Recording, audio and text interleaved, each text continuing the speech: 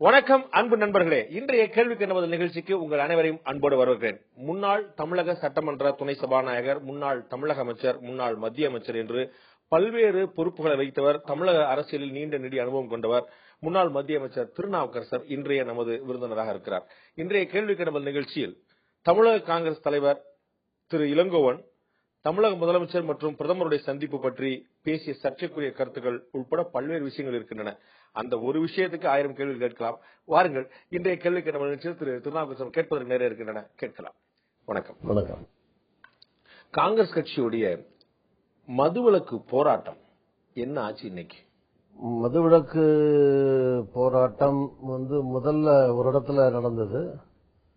அதுக்கு பின்னாடி காங்கிரஸ் கட்சியின் சார்பில் தமிழகம் முழுதும் உண்ணாவிரத ஆர்ப்பாட்டமாக நடத்த வேண்டும் என்று மாநில தலைவர் திரு இளங்கோவன் அவர்கள் அறிவித்து சமீப காலங்களில் இவ்வளவு இடங்கள் நடந்து கிடையாது. 300க்கும் மேற்பட்ட இடங்கள்ல காவல்துறை ரிப்போர்ட்டே நண்பர்கள்ட்ட கேட்கிற போது என்னாச்சுன்னா ஒரு சராசரியா ஒரு 20,000 வரைக்கும் கொடுத்திருக்காங்க ஒவ்வொரு இடத்துலையும்.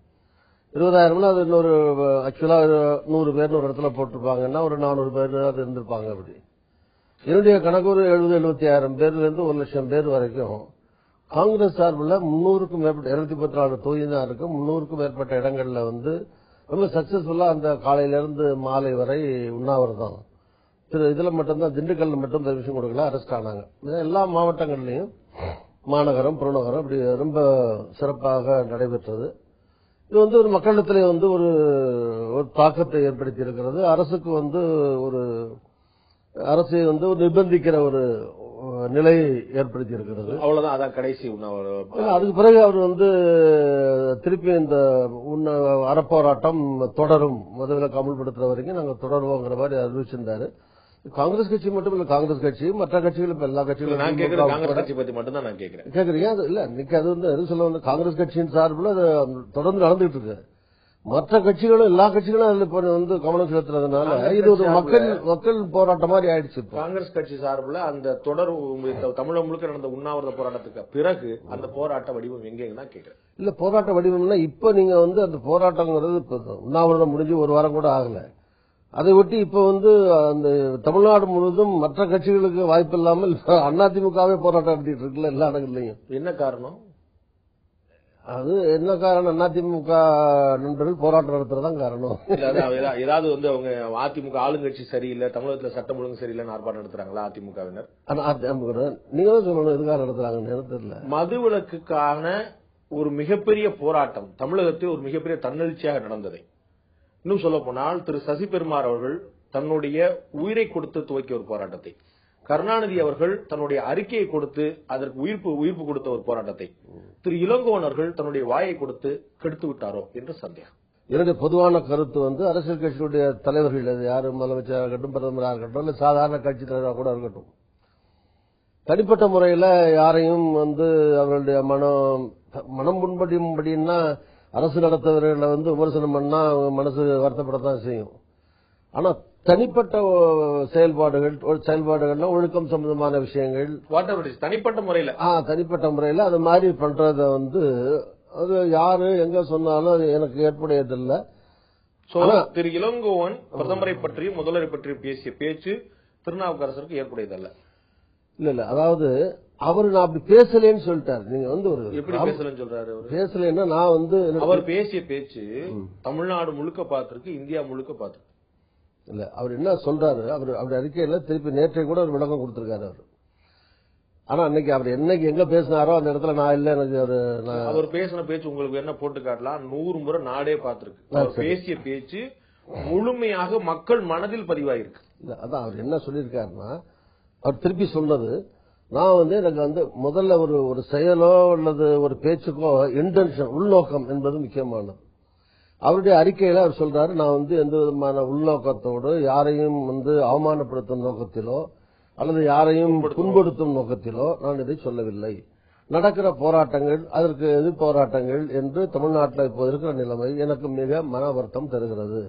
நான் அப்படி யாரையும் அவமானப்படுத்துற நோக்கத்தில் நான் பேசல அப்படின்னு திருப்பி 2 அறிக்கையை விட்டாரு. ஒரு தவறு நடந்தா 2 தீர்வு இருக்க முடியும். ஒன்று அதற்கான மன்னிப்பு கோருதல் அல்லது அதற்கான தண்டனை அனுபவித்தல். நானும் சொல்றேன். அவர் வந்து அறிக்கை கொடுத்த போது 20 கொடுத்த அறிக்கையின் போதாவது குறைந்தபட்சம் நான் வந்து யார் மனதையும் புண்படுத்தல அப்படின்னு சொல்லிட்டு அப்படி புண்படுத்தி இருந்தால் நான் வருந்துகிறேன் என்றோ அதற்காக நான் பகிரங்கமா மன்னிப்பு கோருகிறேன் என்று சொல்லி இருந்தால் இந்த பிரச்சனை கிடையாது. அந்த பெருந்தன்மை ஏன் இல்ல? ஒரு விஷயத்த ஒரு ரசக்குறைவா ஒரு தரத்துல இருந்து அடுத்த தரத்துக்கு இறங்கி விமர்சனம் பண்ண முடியுது.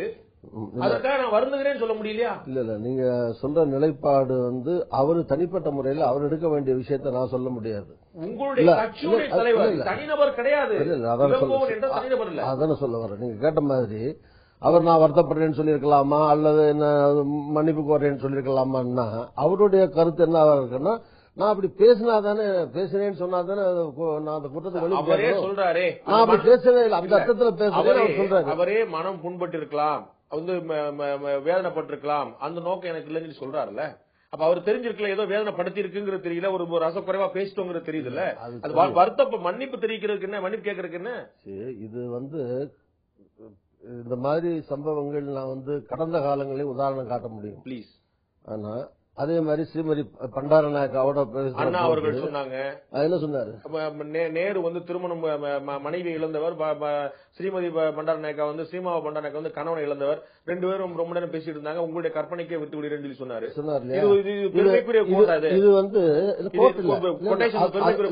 அதையும் இதையும் நான் வந்து எதுக்காக கம்பேரிசன் பண்றதுன்னா நியாயப்படுத்துறதுக்காக இல்ல. நான் பண்ணல. நான் சொல்லிட்டு வழக்கம் சொல்றேன். நான் ஏன் அதை சொல்றேன்னா அதுக்கு அண்ணா வந்து மன்னிப்பு கேட்டே ஆகணும்னு சொல்லி அண்ணாவை செருப்பால் அடிச்சு வழக்கு மாத்தல அடிச்சு 10 நாள் போராட்டம் அப்ப வந்து காங்கிரஸ்காரங்க அண்ணாவை எடுத்து பண்ணிட்டு இருக்கல. கருத்து சொன்னாரு. இந்த கருத்து அப்ப கண்டிச்சாங்க. இளங்கோவன் பேசுனது காங்கிரஸ் சார்பில் ஒரு கொள்கை கருத்து அல்ல. அது பேசும்போது நீங்க சொன்ன மாதிரி அது எப்படிங்க வரும்? நான் சொல்றேன், நீங்க நானும் தனிப்பட்ட முறையில் பேசுற விஷயம் இங்க இப்ப பேட்டியில பேசப்படுற விஷயம். பேசியவர் காங்கிரஸ் தலைவர். இந்த பேட்டியில பேசப்படுற விஷயம் நான் தந்தி டிவி ரெப்ரசென்ட் பண்றேன், நீங்க காங்கிரஸ் கட்சி ரெப்ரசென்ட் பண்றீங்க. இது கேமரா ஆஃப் பண்ணா ஆஃப் ரெக்கார்ட் 1000 பேசிக்கலாம். அவரு காங்கிரஸ் உடைய உண்ணாவிரத போராட்டத்தில் பேசுறாரு, காங்கிரஸ் கட்சியுடைய மாநில தலைவர். இதுக்கு மேல அவருக்கு என்ன அபிஷியல் கெப்பாசிட்டி வேணும்? அப்படி இல்ல. கரெக்டா நீங்க சொல்றது. நான் பேசுறது நான் காங்கிரஸ் அகில இந்திய செயலாளர். ஆனா நான் சொல்ற கருத்துக்கள்லாம் காங்கிரஸ் ரெஸ்பான்சிபிலிட்டின்னு நானும் சொல்ல முடியாது. அப்படி இல்ல, பொறுப்புன்னு இல்லைங்க. நான் சொல்ற எல்லாத்துக்கும் வந்து நான் தான் ரெஸ்பான்சிபிலிட்டி. நான் சொல்ற கருத்துக்களுக்கு நான் காங்கிரசுக்கு ஒத்து வராத கருத்தை கூட நான் சொல்லலாம் சில நேரத்துல. அப்படி சொன்னா அது காங்கிரஸ் அதுக்கு உடன்பாடு சொல்ற உரிமை காங்கிரசுக்கு இருக்கு. இப்ப அதனால அவர் என்ன பேசினாரோ அதெல்லாம் காங்கிரசுக்கு அகில இந்திய தலைவரோட ஒப்புதலோட பேசினார் அர்த்தம் அதுக்கு. சோ திருநாவுக்கரசருக்கு இளங்கோவன் பேசினால் உடன்பாடு இல்ல, அகில இந்திய காங்கிரசுக்கும் இளங்கோவன் பேசினால் உடன்பாடு இல்ல.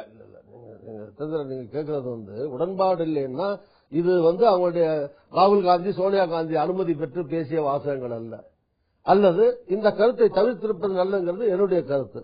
ஆக அந்த கருத்து தவறாகவே இருந்தால் கூட அதுக்கு என்ன நான் எப்படி சொன்னேன், ஒண்ணு மன்னிப்பு கேட்கணும், இல்லாட்டி தண்டனை அனுபவிக்கணும். 2 தான். மன்னிப்பு கேட்கறது தனிப்பட்ட மத்திய அமைச்சர் கிரிராஜ் சிங் அப்படிங்கிற ஒரு மத்திய அமைச்சர், சோனியா காந்தி வந்து ஒரு நீக்ரோ பெண்ணாக இருந்தால், அவர் வந்து ஒரு கருப்பின பெண்ணா இருந்தா யாராவது இந்த மாதிரி அவங்க தலைமை ஏற்று போயிருப்பீங்களான்னு பேசினாரு. பாராளுமன்றம் ஸ்தம்பிச்சு அம்மாளி துமொழி ஆகி அவர் சிறப்பா இருக்கிறதுனால தான் அந்த அம்மா பின்னாடி போறீங்கிற மாதிரி ஒரு தொழில பேசிட்டாரு.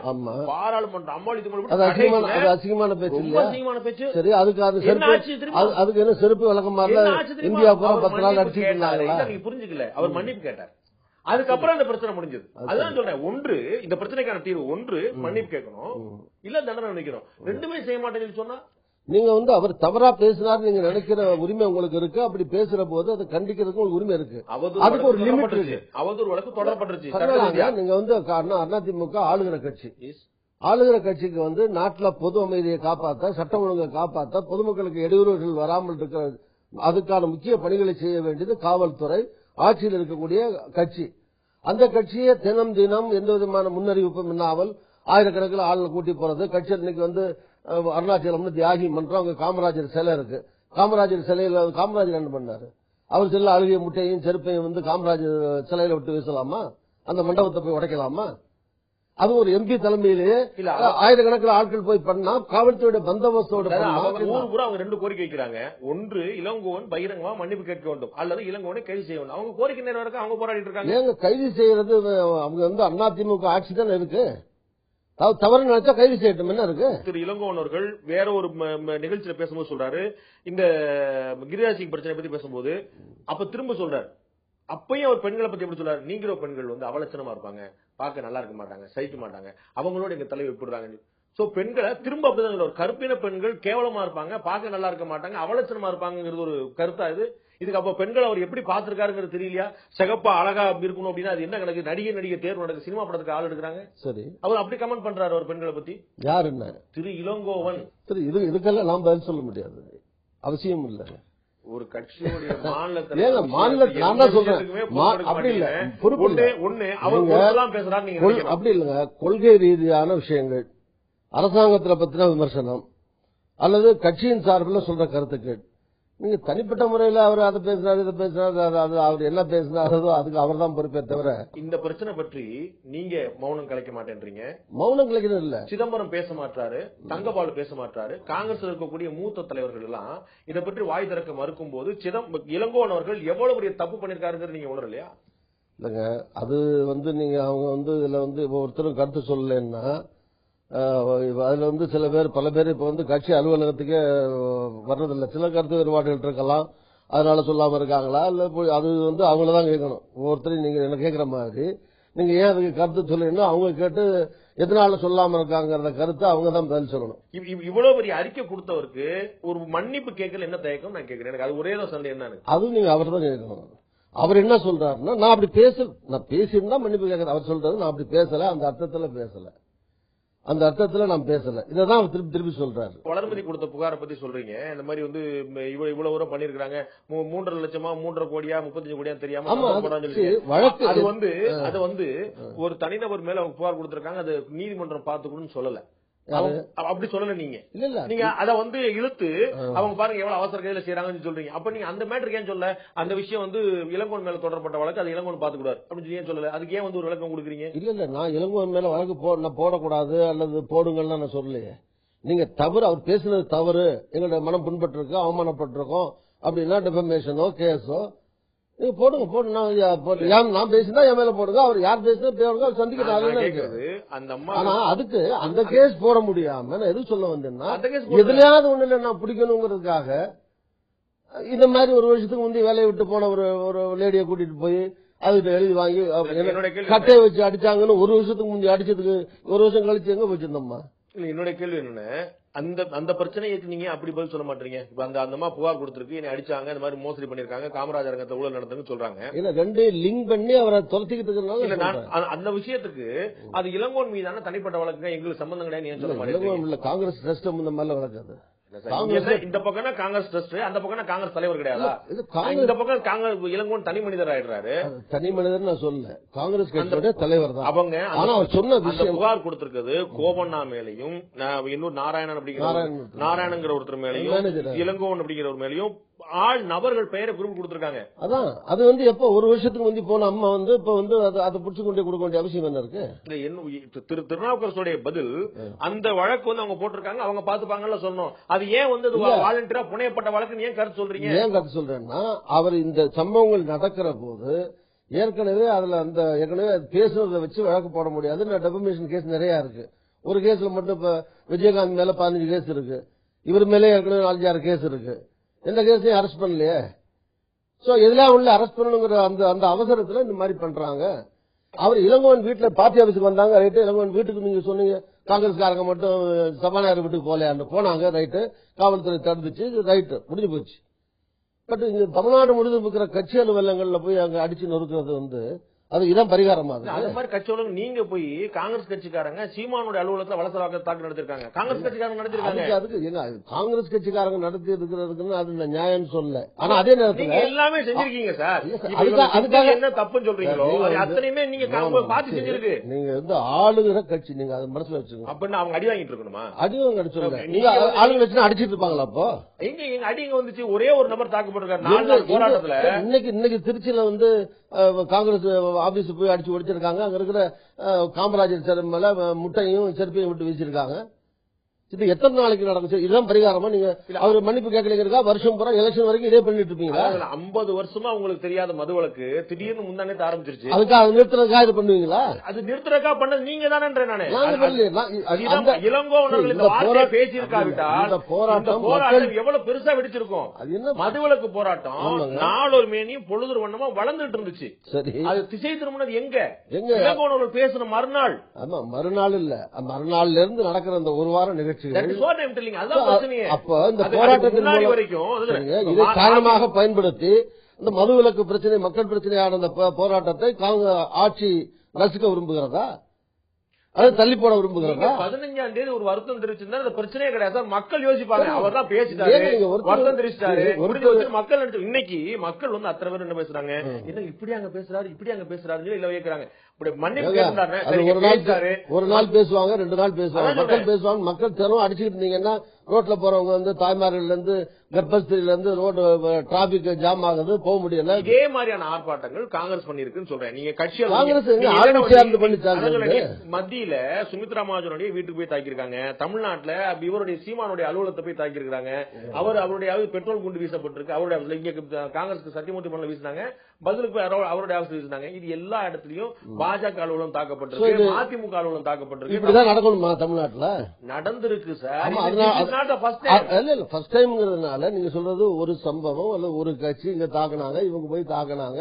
இது வந்து இந்த மாதிரி தமிழ்நாட்டுடைய வரலாற்றுல 7 நாள் 6 நாள் 7 நாள் தொடர்ச்சியாக ஆளுங்கட்சி, எந்த கட்சி ஆட்சி இருக்கோ அந்த கட்சி, நான் ஏற்கனவே சொன்ன மாதிரி முனிசிபல் சேர்மன் தலைமையில, மேயர் தலைமையில, எம்எல்ஏ தலைமையில, எம்பி தலைமையில கூட்டம் கூட்டமா கூட்டிட்டு போவாங்க. போலீஸ் பந்தோபஸ்தோட போய் அங்க இருக்கிற அலுவலகங்கள் அடிச்சு நொறுக்குவாங்க. உங்க பலத்தை காட்டுறீங்க, அவங்க பலத்தை காட்டுறாங்க, நடுவு நாங்க மாட்டிட்டு முடிக்கிறோம். மக்கள் மாட்டிட்டு முடிக்கிறாங்க. மணப்பாக்கத்துல அவருடைய வீட்டை வந்து முற்றுகையிட முயன்ற போது இந்த பக்கம் காங்கிரஸ்காரங்க, அந்த பக்கம் அதிமுக காரங்க 2 பேரும் வாகா எல்லையில வந்து போராட்டம் நடத்துற மாதிரி இருந்துச்சு. நடுவுல மாட்டி முடிச்சது போலீஸ்காரங்களும் மக்கள் தான். காங்கிரஸ்காரங்க நீங்க அமைதியா இருக்கலையே, அந்த உருட்டு கட்டை தான். வீட்டுக்குள்ள இருந்து இருக்கிறவங்களை வந்து அடிக்க போறதுக்கு வீட்டுல இருந்து பார்த்து எப்படி டிஃபென்ஸும் அஃபென்ஸும் ஒன்னா சட்ட ரீதியா போராட்டம், சட்ட ரீதியான அந்த வீட்டுல போய் அடிவாங்க. அவங்க வீட்டுல இருக்கிறவரை வந்து அடிக்க உள்ள போறாங்க, உள்ள இருக்கிறவங்க தடுக்க கூட மாட்டாங்க. விமர்சனம் பண்ணா சட்ட ரீதியா எதிர்கொள்ளணும். இளங்கோனுக்கு ஒரு பிரச்சனை வந்தா அவங்க வந்து பதில் கொடுத்து வீட்டுக்குள்ளங்க, அவங்க வந்து ரோட்டுக்கு போகல, வீட்டுல இருந்து அவரை வந்து அடிக்க வர்றாங்கிறதுக்காக தெரிஞ்சு, தகவல் தெரிஞ்சு அங்க நிக்கிறாங்க. காவல்துறை வெளியே பார்த்து, காவல்துறை தான் பிடிச்சி தள்ளிட்டு உள்ள வர்றாங்கல்ல. அம்மா திட்டினது தப்புன்னு நீங்க நினைச்சிருந்தீங்கன்னா ரைட், அம்மா எங்க அம்மா திட்டினது தப்பு, பிஎம் திட்டினது தப்பு, சிஎம் திட்டினது தப்பு, இது மாதிரி மோசமா பேசிட்டாரு, கொந்தளிச்சாங்க. அதுல வந்து ஜனங்களும் அதை ஜஸ்டிஃபை பண்ண ஒரு நாள் நடந்தது. ஓகே, நீங்க 10 நாள் கழிச்சு பார்லிமெண்ட் எம்பிக்கு வந்து 10 நாள் கழிச்சு தான் கோவம் வருமா? 500 பேரை கூட்டி போய் காங்கிரஸ் ஆஃபீஸ் அடிப்பாரா? பேசினதுக்கு அப்புறம் ஒரு வாரம் கழிச்சு சத்தியமூர்த்தி மோகன்ல பத்திரிகையாளர் சந்திப்பு நடக்குது. அங்க வந்து அதிமுக ஆதரவு தொலைக்காட்சி நிறுவனர் வந்து ஒரு கேள்வி கேட்கிறார். அப்ப இது மாதிரி உங்க குடும்பத்தெல்லாம் வந்து இந்த மாதிரி சொல்லாமான்னு சொன்னோன்னே அவருக்கு அவ்வளவு கோவம் வந்துருச்சு. ஓமண்டாட்டிய கேளு, ஏமண்டாட்டிய கேப்ப நீ கேப்பியா, உனக்கு பைத்தியம் முடிச்சிருக்கா, ஓமண்டாட்டிய ஓமனுக்கு கொந்தளிக்கிறாரு. ஏன் கொந்தளிக்கிறாரு? ஏன் கொந்தளிக்கிறாருன்னா, நீங்க அம்மாவை பத்தி பேசினாங்கிறதுக்காக தானே இவ்வளவு கொந்தளிச்சு நீங்க பண்றீங்க, பேசிட்டாங்கன்னு. நீங்க வந்து வேணும்னே திட்டம் போட்டு ஒரு பத்திரிகையினுடைய பிரச்சனைக்குரிய அந்த அதிமுகவில் இருக்கிற அவங்களுடைய தொலைக்காட்சியுடைய நிறுவனர் வேணும்னே அங்க போய் அவருக்கு உட்கார்ந்து ஒரு கட்சி அலுவலகத்தில் நேருக்கு நேரா சம்சாரத்தை பேசினா என்ன பண்ணா மனுஷனா அவன் பொம்மையா உட்கார்ந்து இருக்கிறதுக்கு. அருமையான கேள்வி கேட்டீங்க. நேருக்கு நேரா உட்கார்ந்துட்டு போய் அவர் சம்சாரத்தை பேசினா மைக்ல அப்படி இருந்தா அவங்க அடிக்கலையாங்க. மைக்ல 1000 பேர் மத்தியில ஆற்றிய உரை அது இளங்கோவர்கள் பேசினது. சரிங்க, அதுக்காக நீங்க போய் நேர பத்திரிகையாளருக்கு ஒரு நெறிமுறை இருக்குல்ல, அவர் போய் அவர் சம்சாரத்துல போய் கேட்கறது, அங்க போய் காங்கிரஸ் கட்சி ஆபீஸ்ல போய் அவ்வளவு பத்திரிகையாளர்களை வச்சுக்கிட்டு கட்சிக்காரங்களை வச்சுட்டு இளங்கோ சம்சாரத்தை பத்தி பேசினா மகாத்மா காந்தி மாதிரி இருக்கணும் அப்படின்னு நீங்க எப்படி எதிர்பார்க்கறீங்க? அதிமுக காரன் மகாத்மா மாதிரி நடத்தணும்னு நீங்க எப்படி எதிர்பார்க்கறீங்க? அதே மாதிரி தான். அப்படி இல்ல, மகாத்மா காந்தி நான் தான் நீங்க பிரச்சனையை விட்டு மாத்தி சொல்றீங்க. நான் ஒரு நாள் நான் ஜஸ்ட் அப்ப அதுக்காக வந்து நீங்க அந்த பத்திரிகைக்காரனை வந்து திறந்தோன்னு சொல்லிட்டு இருக்காரு இளங்கோவ. திரு ஜவாஹிருல்லா, திரு ஜி ராமகிருஷ்ணன், திரு முத்தரசன் சக கட்சியினர் கூட இதை வந்து கடுமையா கண்டிச்சிருக்காங்க. உங்களை போலவே அதிமுகவுடைய பேச்சு, அதிமுகவுடைய ஆர்ப்பாட்டத்தை மட்டும் கண்டிக்கல, அவங்க இளங்கோவனுடைய பேச்சையும் சேர்த்து கண்டிக்கிறாங்க.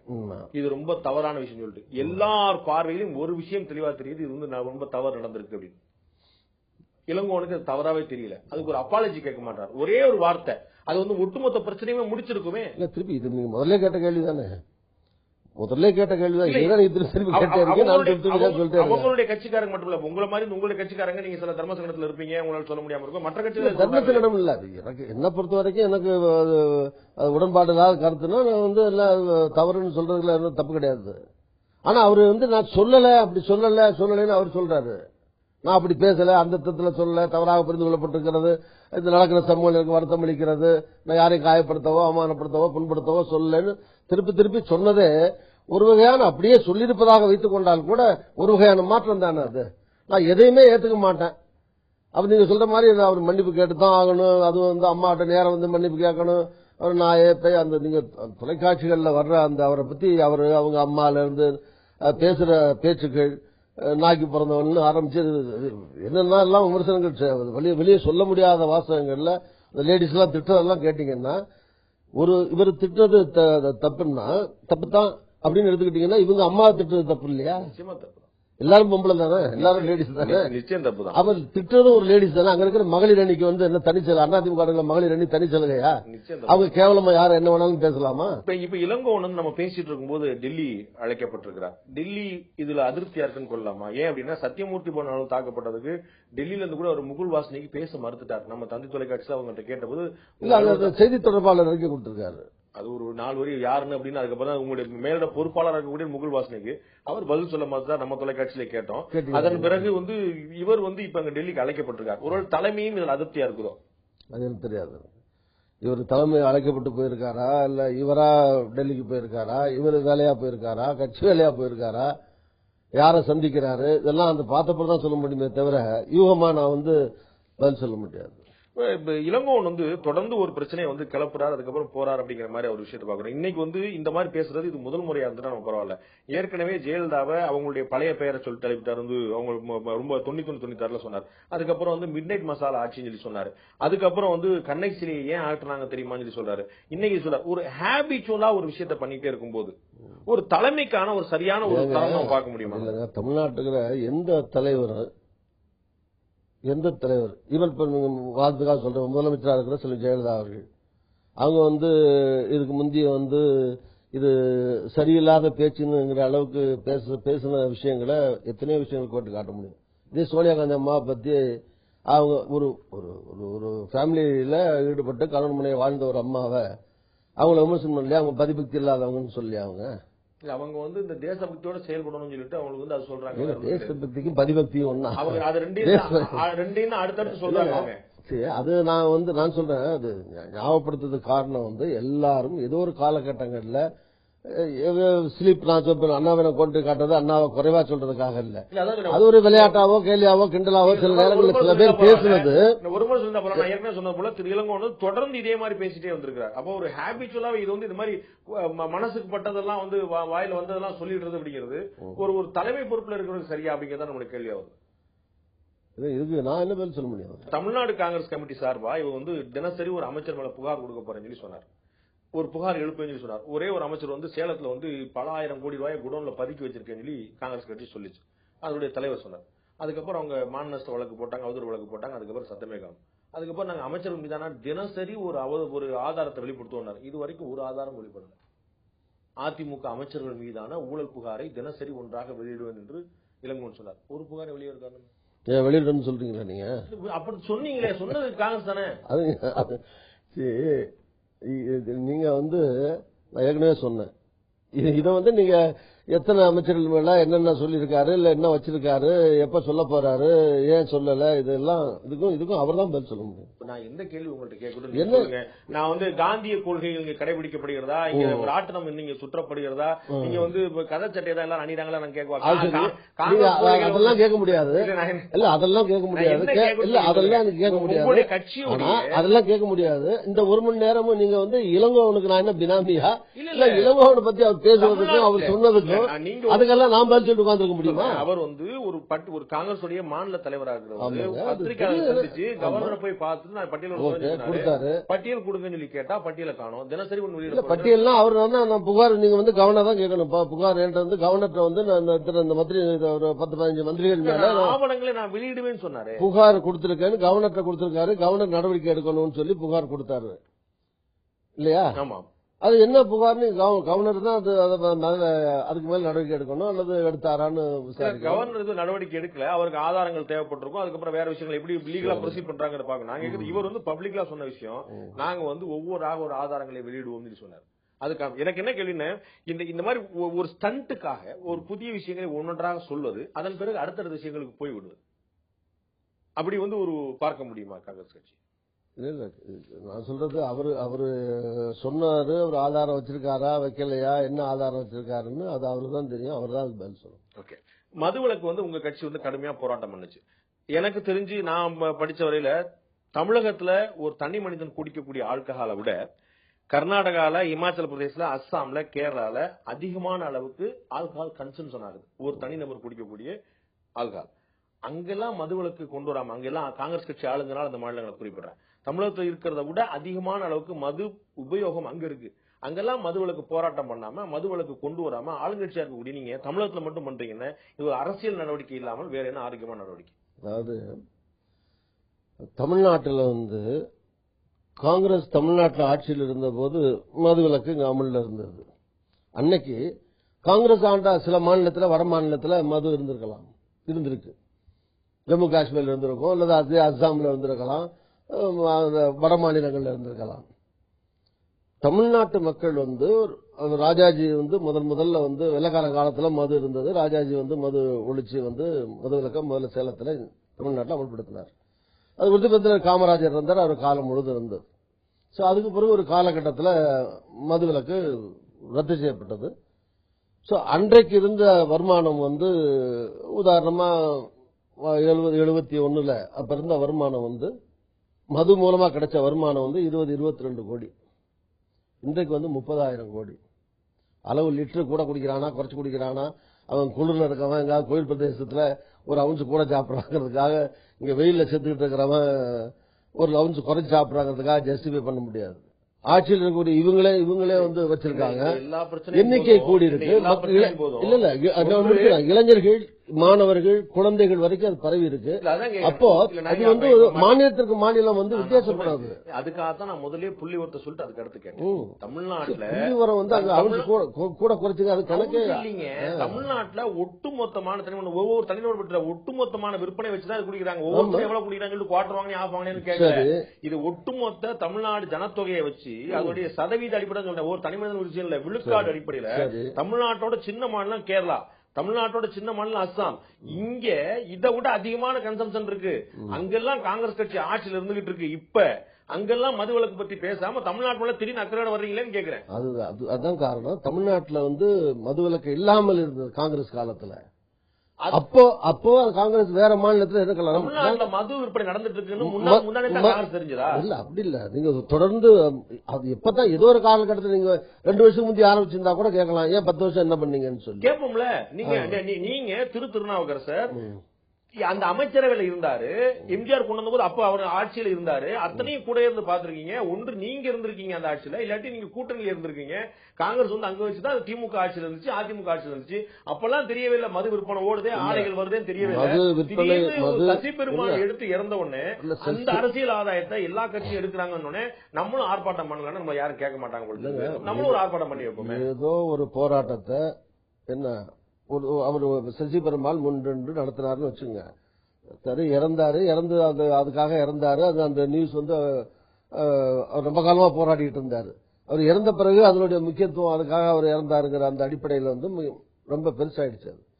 அது மாதிரி எல்லா காலகட்டத்திலையும் அப்படி பாத்தீங்கன்னா காங்கிரஸ் இல்ல அப்படி இல்ல. அது காங்கிரஸுக்காக குமரி அனந்தன் வந்து தமிழ்நாடு முழுவதும் நடைபெறும் இருக்காரு. இந்த சசி பெருமாளுக்கு முன்னர் இருந்தே நடந்துட்டு இருக்காரு. காங்கிரஸ் கட்சி அன்னைக்கு கூட இந்த மாதிரி 300 இடத்துல உண்ணாவிரதம் இருந்தது இல்ல. உங்களுடைய கட்சியோட மிக மூத்த தலைவர் திரு குமரன் நடந்த போது காங்கிரஸ் கட்சி எந்தாஸ் கூட பண்ணதில்ல. எத்தனை தலைவர் கூட இருந்திருக்காங்க, எத்தனை தலைவர் முடிச்சு வச்சாங்க. அவர் தனி காங்கிரஸ் தலைவராக கூட ஒரு தனி மனிதராக நடந்துட்டு இருந்தாரு. சசி பெருமாள் எப்படி காங்கிரஸ்காரா இருந்து இவர் பேசுறாரு, இளங்கோவன் பேசினாரா, நீங்க எப்படி இளங்கோவன் பேசுறது காங்கிரஸ் கட்சியுடைய கருத்து. குமரி அனந்தன் நடந்தாருன்னா அது தனி பயணம், காங்கிரஸ் பயணம். நீங்களே சொல்லுங்க, 300 இடத்துல அப்படிங்க ஆர்ப்பாட்டம் நடந்ததா? இன்னைக்கு குமரன் நடந்த போது 300 இடத்துல ஒரு வரையறுப்பு திட்டம் வந்து இப்ப வந்து 300 இடத்துல உண்ணாவிரதாங்கன்னு அறிவிச்சு ஏற்பாடு பண்ணி நடந்தது. அது அப்ப இது வந்து புதுசு இல்ல, அது ஏற்கனவே காங்கிரஸ் சார்பில் காங்கிரஸ் கட்சியில் இருந்தவர் சார். நீங்க பாயிண்ட்ல டைவர்ட் ஆயிட்டீங்க. நான் சொல்றேன், நீங்க முதல் கேட்ட கேள்வி ஏன் காங்கிரஸ் ஆள்ற மாநிலத்துல அந்தந்த மாநிலத்துல இது மாதிரி மக்களுடைய நலன் கருதி இங்க வந்து இன்னைக்கு இருக்கிற நிலை 2 வருஷம் முந்தி இருந்த காட்டிலும் 10 வருஷம் முந்தி இருந்த காட்டிலும் விற்பனை உற்பத்தி கம்பெனிஸ் கூடிருச்சு, உற்பத்தி கூடிருச்சு, வாங்கி குடிக்கிற மக்கள் கூடியிருக்காங்க. 30,000 கோடி அதுல வந்து அரசாங்கத்துக்கு வருமானம் அளவுக்கு. நீங்க சொல்லக்கூடிய எண்ணிக்கை உண்மை அல்ல அப்படின்னு உங்களை சொல்லிட்டு இருக்கு. என்னங்க உண்மை இல்ல? 30,000 கோடி தமிழ்நாட்டுல வருமானம் உண்மை இல்லையா சார்? இதை விட அதிகமா அங்க வந்துட்டு சார் தனியார்ட்ட போயிட்டு உங்களுக்கு தெரியலீங்க. அரசாங்கத்துக்கு வருமானம் இல்லாத மக்களுங்க, பழக்கப்படாத மக்கள் வந்து இப்ப இடையில பழக்கப்பட்டது வந்து அதிகமாயிடுச்சு. 74 அப்புறம் இன்னைக்கு வரைக்கும் நான் ஸ்டாப்பா ஓடிட்டு இருக்கேன். 60 வருஷம் கழிச்சு இடையில அரசாங்கம் மாறி மாறி மக்கள் கோச்சுக்கிற போதோ வேண்டாம் நினைக்கிற போதோ இதே கலைஞரை மாத்தி போட்டிருக்காரு, எம்ஜிஆர் மாத்தி போட்டிருக்காருல. ராகுல் காந்தி திருச்சி வந்துட்டு we will have a new alcohol policy நீங்க தான் மொழி மாற்றம் பண்ணீங்க. நாங்க வந்து ஒரு புதிய மது கொள்கை கொண்டு வரோம்னாரு. மது விலக்கு கொண்டு வரோம் அவர் கூட சொல்ல. அவர்கிட்ட கேட்க வேண்டியதானே, என்ன சார் நாங்க மது விலக்குக்காக போராடிட்டு இருக்கோம், புது ஆல்கஹால் பாலிசி சொல்றீங்க. புது மது கொள்கையை அமுல்படுத்துவோம்னா புது மது கொள்கை மது இல்லாத மாநிலம் மது விலக்கு அப்படி நீங்க எடுத்துக்கூடாது. வெக்காபுலரி நான் சொல்லி தரேன் சார். அது அப்படி இல்ல, அவர் வெக்காபுலரி ஒழுங்கா தான் சொன்னாரு, நானும் அது ஒழுங்கா தான் மொழிபெயர்த்தேன். அவர் சொன்னது நியூ ஆல்கஹால் பாலிசி ஏன் அப்படி எடுத்துக்கோங்க, அது அர்த்தத்துல சொன்னாரு நான் சொல்றேன். சார் இளங்கோன் பேசினா நானா நல்லா புரிஞ்சுக்கணும், ராகுல் பேசினா நானா நல்லா புரிஞ்சுக்கணும். புரிஞ்சுக்கிற சொன்னாலும் புரிஞ்சுக்க மாட்டேங்குது, தலைவர்களே சரியா பேச மாட்டாங்க. நீங்க வந்து பூரண மதுவிலக்கு கொண்டு வரப்படணும் உங்க கட்சி வந்து போராடிட்டு இருக்கு. அது அவருக்கு சொல்லிருப்பீங்களா சார்? நீங்க என்ன இஷ்யூ? காங்கிரஸ் ஆட்சிக்கு வந்தால் நாங்கள் வந்து பொது மது கொள்கையை பின்பற்றுவோம். ஏன் பூரண மதுவிலக்கு கொண்டு வரணும்னு சொல்லல? ஏங்க இன்னாரு இன்னது பேசணும்னு கூட எழுதிவாங்க பேச முடியும் சார். நீங்க என்ன சார் பாலிசி சொல்றீங்க சார்? ஆமா பாலிசி, அதான் பாலிசி. புது மது கொள்கைன்னா மது இல்லாத மாநிலமா போராடி கொண்டிருக்கிறீர்களோ உங்களுடைய கட்சியோட துணைத் தலைவரை என்டார்ஸ் பண்ண மாட்டாங்க. அதைத்தான் அவர் சொன்னாருன்னு சொல்றேன். என்டார்ஸ் பண்ண நீங்க எப்படி சொல்றீங்க? அவர் வந்து பூர்ண மதுவிலக்கு ஏன் அப்படி சொல்லணும்? நீங்க சொல்றதான் சொல்லணும், அவசியம் இல்லையா? எப்படி சொல்லணும்? அவர் அப்படி சொல்லிருக்காரு சொல்லணும். புது மது கொள்கைன்னா என்னங்கிற கேள்வி தொக்கி நிக்குது. அதுதான் கேள்வி கேட்டா பதில் நேர குறைப்பா, ஆள் குறைப்பா, வயது அதிகரிப்பா, விற்பனை குறைப்பா, ஆலைகள் மூடலாம், 100 கேள்வி இருக்கு. ஆனா பூர்ண மதுவிலக்குன்னா அதையும் செய்யலாம். பூர்ண மதுவிலக்கு ஒரே அர்த்தம் தான். பூர்ண மதுவிலக்கு ஒரு தெளிவான அர்த்தம். பூர்ண மதுவிலக்கு இருக்கிற குஜராத்லயே இப்ப வந்து ஹோட்டல்ஸ் அங்க காம்ப்ளெக்ஸஸ்ல வந்து இன்ட்ரோடியூஸ் பண்ணிட்டு இருக்காங்க. என்ன அது என்ன அறிவிச்சாருன்னு அறிவிச்ச பிறகு தெரியும் அது. பட் இப்ப இருக்கிறதுல மாற்றம் வரும்னு சொன்னாரு. மாற்றம் பூரண மதுவிலக்காவும் இருக்கலாம். நான் இன்னொரு கேள்வி கேட்கணும்னு நினைச்சேன், அதுக்கு வந்து நீங்க அவர்கிட்ட போய் கேளுங்கன்னு சொல்லிட மாட்டீங்கன்னு எதிர்பார்க்கிறேன். ராகுல் காந்தி திருச்சி வந்திருந்த போது ஏன் காவிரி பிரச்சனை பற்றியே பேசல? காவிரி பிரச்சனை பத்தி ஏன் அவர் ஏன் பேசி ஆகணும்? கண்டிப்பா நல்ல ஏன் பேசியான்னு கண்டிப்பா அகில இந்திய தலைவர், ஆட்சிக்கு வரக்கூடியவர், ஏற்கனவே ஆட்சியில இருந்தவர், நாளைக்கு ஆட்சிக்கு வரக்கூடிய வாய்ப்பு உள்ளவர். அவருக்கு தான் இந்த பிரச்சனையில என்ன பாலிசி இருக்குன்னு தெரிஞ்சுக்க நான் விரும்புவேன். என்ன பாலிசி சொல்லணும் உங்களுக்கு? கர்நாடகம் தண்ணி கொடுக்க மாட்டோம், தமிழ்நாட்டுக்கு தண்ணி கொடுப்போம்னு சொல்லணும் அகில இந்திய துணைத் தலைவர். நாங்க எதிர்பார்ப்போம். தண்ணி வேணும், எனக்கு தண்ணி தரணும். அது தண்ணி வர்றதுக்கு நடவடிக்கை எடுப்பாரு. எப்படி எடுப்பாரு? அவர் சொன்னா தானே சார் எடுப்பாரு. சொல்லிட்டு தான் எடுப்பாரு.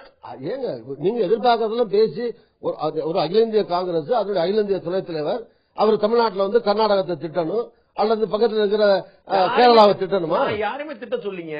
எனக்கு தவிச்ச வாங்கி தண்ணி தருவேன், தண்ணி கொடுக்கறது நடவடிக்கை எடுப்பாரு. கர்நாடக சார் விவசாயிகளை பார்த்தாரு, பெட்டிஷன் வாங்கி போட்டோ எடுக்கவா? விவசாயிகள் அங்க போய் அந்த விழுவாரா அவரு? தமிழ்நாட்டுல வந்து ராகுல் காந்தி வந்து என்ன விழுவாரா? விவசாயம் தலைவர் சார் அவரு. அவர் தலைவரா இருக்காருன்னா என்னோட பிரச்சனை தீர்ப்பான்னு எதிர்பார்க்கிறேன். பிரச்சனை பற்றி ஏன் பேசணும்னு கேக்குறீங்களே? ஆமாங்க, ஏன் அவர் ஏங்க பேசணும்? வேற யாருங்க பேசுவா? இல்ல அவர் என்ன மூணா வந்து பேசுவாரு? அவர் ஏன் கட்சி தலைவர் நினைக்கிறேன் என்ன பேசணும்? எதுக்கு நீங்க எதிர்பார்க்கறதெல்லாம் அவர் பேசணும்? பெட்டிஷன் வாங்குறாரு. நான் தெரிஞ்சு நடவடிக்கை பெட்டிஷன் வாங்குறாரு. என்ன அவங்க அந்த நீங்க தெரியும் உங்களுக்கு, நீங்க டிரான்ஸ்லேட் பண்ணீங்க. அங்க இருந்ததுல 99% டெல்டா விவசாயிகள். அவங்களுக்கு என்ன கோரிக்கை உங்களுக்கு தெரியாதா? அவங்களுக்கு என்ன கோரிக்கை? என்ன கோரிக்கை? காவிரி பிரச்சனைக்காக கதறி எழுதிட்டு இருக்காங்க. ராகுல் காந்தி வார்த்தையில வந்து இவ்வளவு டிஎம்சி தண்ணியை நான் திறந்து விடுறேன்னு சொல்லிட்டு போக முடியாது. அப்ப ஏன் சார் ஆல்கஹால் ஆல்கஹால் கொள்கையை பத்தி ஏன் பேசுறீங்க? ஆல்கஹால் கொள்கையை பத்தி ஏன் ஆல்கஹால் பேசுறதுமே இது ரெண்டு எப்படி ஒண்ணாங்க? சாரி, அதாவது இல்ல சார், நீங்க நான் சொல்றேன் உங்களுக்கு, ரெண்டு விஷயத்தை தனித்தனியா நீங்க எடுக்கணும். அதுல வந்து ட்ரிபியூனல் இருக்கு, நீதிமன்றம், உச்ச நீதிமன்றம் இருக்கு, அந்த அதுக்குன்னு தனி துறை இருக்கு. இதெல்லாம் மூலமா பல வருஷமா நடந்துகிட்டு இருக்கிற வழக்குகள். அதன் மூலமா தண்ணி ஒரு மாசம் எவ்வளவு டிஎம்சி, இந்த மாசம் செப்டம்பர்னா 55 டிஎம்சி திறந்து விடணும்னு கோர்ட் ஆர்டர் இருக்கு, ட்ரிபியூனல் ஆர்டர் இருக்கு. அதை நடைமுறைப்படுத்துறேன்னா அதுக்கு அடுத்து நீதிமன்றத்துக்கு போவோம், ட்ரிபியூனல் போறதுக்கோ, மாநில அரசு அதை வற்புறுத்தவோ, மந்திரியை பார்க்கவோ அதெல்லாம் அரசாங்கம் செய்யணும்.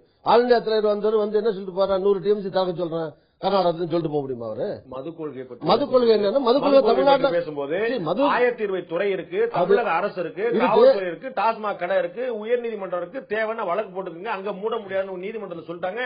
அமைதியா விட்டுருக்கலாம்ல, எதுக்கு ஆர்ப்பாட்டம் பண்ணி ராகுல் காந்தி வந்து புது மது கொள்கை பேசினாரு? இது நீங்க கேட்கிற உரிமை உங்களுக்கு நீங்க கேட்கலாம். இருக்கிற என்னுடைய பதில் என்னன்னா, இது வந்து டெய்லி மக்கள் குடிச்சு பாதிச்சு அதுல ஊழலும் நடக்கிறது. 30,000 கோடி அரசாங்கத்துக்கு போறது மட்டுமல்ல, அது கட்சிகளுக்கும் பணம் போகுது. ஆயிரக்கணக்கான கோடி ரூபாய் அது அரசியல் கட்சிகளுக்கும் போகுது. ஆக ஊழலும் நடக்கிறது, மக்களுடைய நலனும் பாதிக்கப்படுகிறது. அதை நிறுத்துன்னு சொல்றதும் தமிழ்நாட்டில் தண்ணி அந்த தண்ணி இந்த தண்ணி ஒண்ணும் கிடையாது. இல்ல அந்த தண்ணியோட இந்த தண்ணி மோசமான தண்ணி மோசமான தண்ணி குடிக்காது. டெல்டால தண்ணி இல்லாம அல்லாடிட்டு ஒவ்வொரு வருஷமும் எவ்வளவு பெரிய பிரச்சனை. அதுதாங்க அது 100 வருஷ பிரச்சனை. கோர்ட் ஆர்டர் இருக்கு, இத்தனை மாசத்துக்கு இவ்வளவு டிஎம்சி விடணும்னு சட்டம் இருக்கு. அவ்வளவு பெரிய பிரச்சனை பற்றி வாய் திறக்கலையே. அதை பத்தி அவர் வாய் திறந்து என்ன ஆக போகுது? ஆமா, எங்க ஆல் இந்தியா துணைத் தலைவர்னா அவர் என்ன கர்நாடக முதலமைச்சராக? அவரு கர்நாடக முதலமைச்சருக்கு ஆர்டர் போட முடியும் சார். அது எப்படி ஆர்டர் போட முடியும்? ஏன் சார்? அங்க ஒரு அரசாங்கம் இருக்கு, அந்த அரசாங்கத்துக்கு முதலமைச்சர் சட்டத்துக்கு உட்பட்டு தான் செயல்படணுமே தவிர. ஐஏஎஸ் ஆபீசர் இறந்த போது, தற்கொலை செய்து இறந்த போது அதுக்கு சிபிஐ விசாரணைக்கு உத்தரவிட மாட்டேன்னு சொல்லி அந்த முதலமைச்சர் சித்தராமையா சொல்லிட்டு இருந்தார். காங்கிரஸ் கட்சி தலைவர், பிரதமரோ முதல்வரோ இல்ல, காங்கிரஸ் கட்சி தலைவர் சோனியா ஒரு போன் போட்டு சித்தராமையாக்கு உடனே விசாரணைக்கு உத்தரவிடுனாங்க. உடனே விசாரணைக்கு உத்தரவு நடைமுறையில இது மாதிரி மக்கள் எதிர்பார்க்கிறாங்க. அரசியல்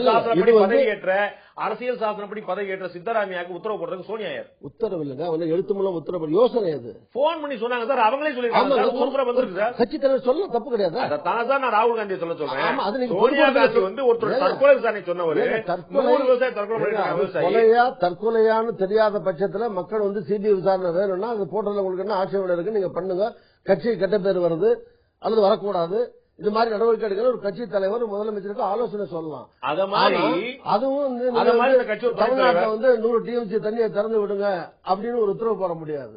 தண்ணி பத்தலைன்னா கஷ்டப்படுறாங்க, கொஞ்சம் ஏதாவது ஹெல்ப் பண்ணுங்கன்னு சொல்லலாம். அப்படி சொல்லலாம்ல தேவையான சொல்லுவாங்கல்ல சார் போன்ல, அது மீட்டிங்ல சொல்லிட்டு போவாங்களா? அது எவ்வளவு பெரிய உங்களுக்கு வாக்கு கூட கிடைச்சிருக்கும் சார். அதை பத்தி நீங்க கவலைப்படாதீங்க. வாக்கு எப்படி எதை சொன்னா வாக்கு வரணுங்கிறது கட்சி தலைவருக்கு தெரியும். எதை எப்ப சொல்லணும்னு அவருக்கு தெரியும். தமிழ்நாட்டில் வந்து கூட்டணி ஆட்சி வேணும், ஆட்சியில பங்கு வேணும்னு சொல்லி இளங்கோன் கேட்கிறாரு, காங்கிரஸ் கட்சி கேக்குது, இடதுசாரி இயக்கங்கள் மதிமுக மற்ற விடுதலை சிறுத்தை கட்சி எல்லாம் வந்து அது ஒரு இயக்கம் மாதிரி வச்சு கொண்டு போயிட்டு இருக்காங்க. தமிழ்நாட்டில் காங்கிரஸ் கட்சி இருக்கிற நிலைமையில ஆட்சியில பங்கு தந்தா தான் நான் கூட்டணியில வங்க வைப்பேன் சொல்லி சொல்ல முடியுமா? என்ன நிலைமையில காங்கிரஸ் ஆளுங்கட்சியா வரக்கூடிய நிலைமையில இல்லன்னு நினைக்கிறேன். வந்துருமோ? ஏன் வரக்கூடாதா? அப்படி தனித்து போட்டு நீங்க சொல்லி பாமக இருக்கக்கூடிய துணிச்சல் காங்கிரஸ் இருக்கிற மாதிரி எனக்கு தெரியலையே. இல்ல அது சொன்னாதான் துணிச்சலா, நேரம் வரும்போது எதான் சொல்லுவீங்க நீங்க? தேர்தல் நேரத்துல ஆளு காங்கிரஸ் தனியா கூட்டணி ஆட்சி வேண்டும் அப்படின்னு இளங்கோவன் சொல்றாரு. சொல்ல தப்பு இல்லையா? அதுல அதுதான் நான் கேக்குறேன். அப்படி இல்லன்னா கூட்டணி வைக்க மாட்டேன்னு சொல்லுவீங்களான்னு கேக்குறேன்.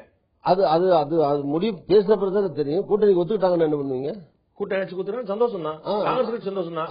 அப்படி அது நிபந்தனையாக வைக்கப்படுமா நான் கேக்குறேன். அது வந்து போட்டா போட்டு பாப்பா வந்தா வரட்டுங்கிற எண்ணமா இல்ல உறுதிப்பாடான சிந்தனையான்னு கேக்குறேன். இல்ல அது உறுதிப்பாடானாலும் சரிதான், போட்டா போட்டு பாப்போம் வந்தா பரவாயில்லன்னு நினைச்சாலும் தப்பு கிடையாது. அதுல அப்படி ஆசைப்பட்டா காங்கிரஸ் 2014 மேல நீங்க உட்பட எல்லாரும் போட்டிக்கிட்டீங்க. ஒரு வருஷம் கூட முடியல. அடுத்த ஒரு வருஷத்துக்கு 365 நாளுக்குள்ள அடுத்த சட்டமன்ற பொறுத்தல் வருது. அப்ப காங்கிரஸ் கட்சி வாங்கின வாக்கு வீதம் ஒட்டுமொத்தமா உங்களுக்கு எல்லாருக்கும் தெரியும். உங்களுடைய கட்சியுடைய மாநில தலைவருக்கு டெபாசிட் தொகையே கிடைக்கல. அந்த அளவுக்கு ரொம்ப மோசமான நிலைமையில இருந்த போது இந்த ஒரு வருஷத்துக்குள்ள காங்கிரஸ் கட்சி அப்படி என்ன எழுச்சி வந்துருச்சு, என்ன மாற்றம் வந்துருச்சு, நீங்க என்ன டிமாண்ட் பண்ண முடியும்னு நினைக்கிறீங்க? அதாவது போன தடவையே கூட கூட்டணி போன தடவை வந்து சட்டசபைன்னு வச்சுங்க, சட்டசபை தேர்தலில் அதிமுகவோட தேமுதிக இருந்து ஆரம்பிச்சு இருந்த கூட்டணிகள், திமுக இருந்த கூட்டணிகள். அதுக்கடுத்து போன தடவை பாராளுமன்ற தேர்தல் வரும்போது அப்ப இருந்த நிலைமை வந்து அகில இந்திய தமிழ்நாட்டு மக்கள் ஓட்டு போடுற போது, தமிழ்நாடு எனக்கு தெரியும் தமிழ்நாட்டு 2 விதமாக மக்கள் ஓட்டு போடுறாங்க. சட்டசபைனா ஒரு மாதிரி ஓட்டு போடுவாங்க, பார்லிமெண்ட்னா ஒரு மாதிரி ஓட்டு போட்டுருக்காங்க. இது நிறைய முன்னுதாரணங்கள் இருக்கு. பார்லிமெண்ட் எலெக்ஷன்ல ஆளுகிற கட்சிங்கிற முறையில மக்கள் காங்கிரஸ் வரணுங்கிற மனோபாவத்தோட இருந்திருந்தா காங்கிரஸுக்கு அதிக ஓட்டு போட்டிருப்பாங்க.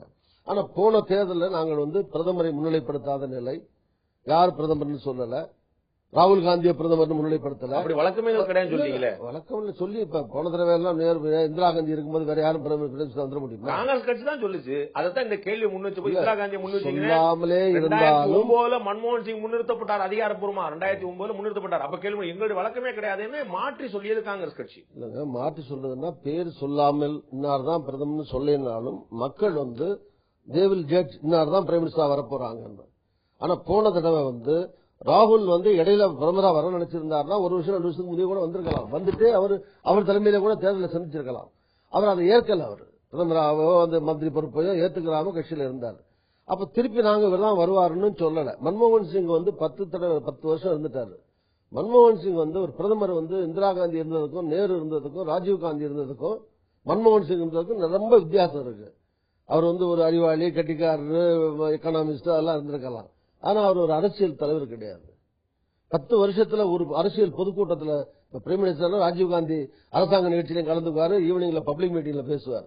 இந்திரா காந்தி பொதுக்கூட்டத்தில் கலந்துக்குவாங்க, பிரைம் மினிஸ்டர் அரசாங்கத்திலையும் கலந்துக்குவாங்க.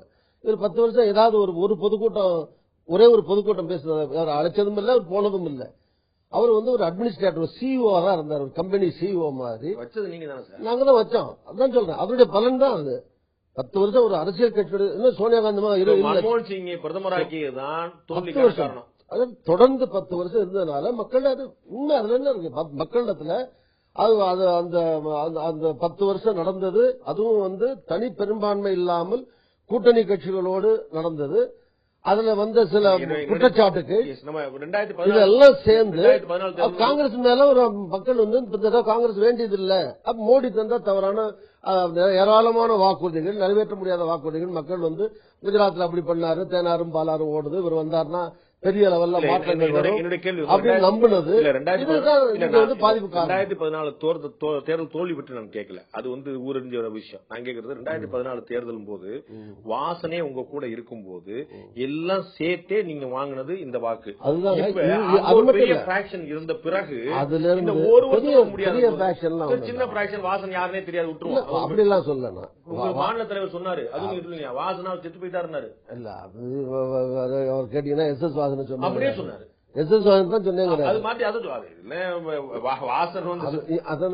இது தேவையா, இது ஏன் சொன்னாரு, இதெல்லாம் அவர் கேட்க வேண்டியது எனக்கு கேட்கக்கூடாது.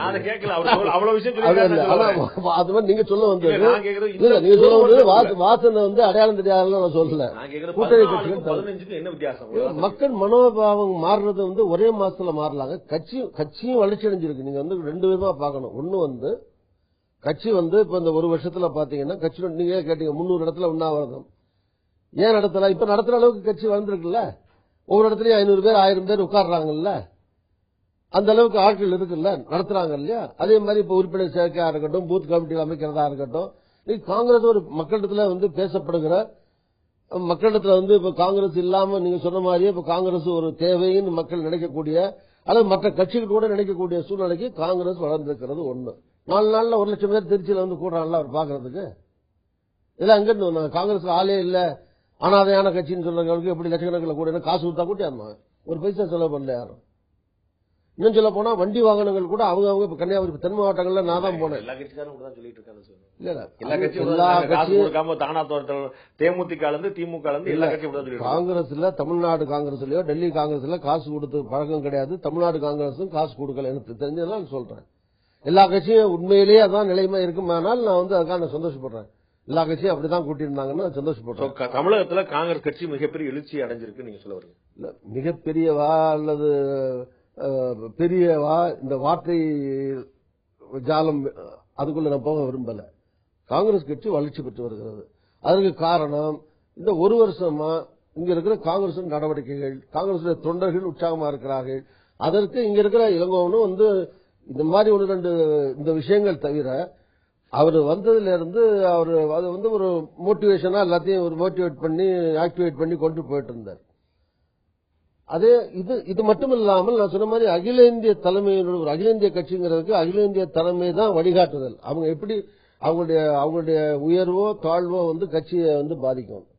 சோ ராகுல் காந்தியுடைய ஏற்றம், அவருடைய செயல்பாடு பார்லிமெண்ட் உள்ளேயும் சரி வெளியும் சரி, சோனியா காந்தி அம்மாவுடைய நிதானம், இதெல்லாம் வந்து கட்சிக்கு கண்டிப்பா ஒரு பலம். அவங்க வழி நடத்துற விதத்தினால காங்கிரஸ் வளர்கிறது. சுருக்குமா 2 கேள்வி. திராவிட முன்னேற்ற கழகத்தோட கூட்டணி அமைக்க வாய்ப்பு உண்டா? வாய்ப்பு இல்லைன்னு சொல்ல முடியாது. வாய்ப்பு இல்லைன்னு சொல்ல முடியாது. காங்கிரஸ் கட்சி தனித்தும் போட்டியிடலாம், கூட்டணியோடும் போட்டி போடலாம். அது கூட்டணியோடு போட்டி போடுகிறதா அல்லது கூட்டணி இல்லாமல் தனித்து நிற்கிறாங்கிறது தேர்தல், அப்ப இருக்கிற சந்தர்ப்ப சூழ்நிலைகள்.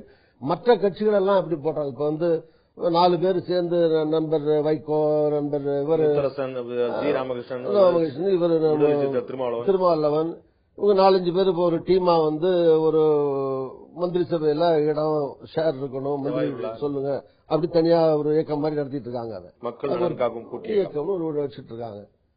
ஏற்கனவே அவரு விஜயகாந்த் என்ன செய்ய போறாரு தெரியாது.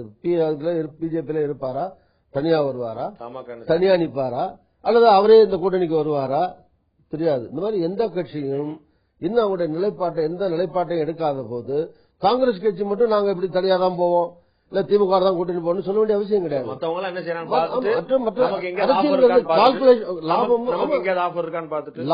லாபம் ஆஃபர் இதெல்லாம் பார்க்கறது தப்பே கிடையாது. எலெக்ஷன்ல ஜெயிக்கத்தான் லாபத்துக்காக தான் எலெக்ஷன் நிக்கிறோம். நன்றி திரு திருநாவுக்கரசு, இவ்வளவு நேரம் உங்களுடைய நேரத்தையும் உங்களுடைய கருத்துக்களை எங்களுடைய பகிர்ந்து கொண்டதுக்கு நன்றி. உங்களுடைய நல்ல நோக்கங்கள் நிறைவேற எங்களுடைய வாழ்த்துக்கள்.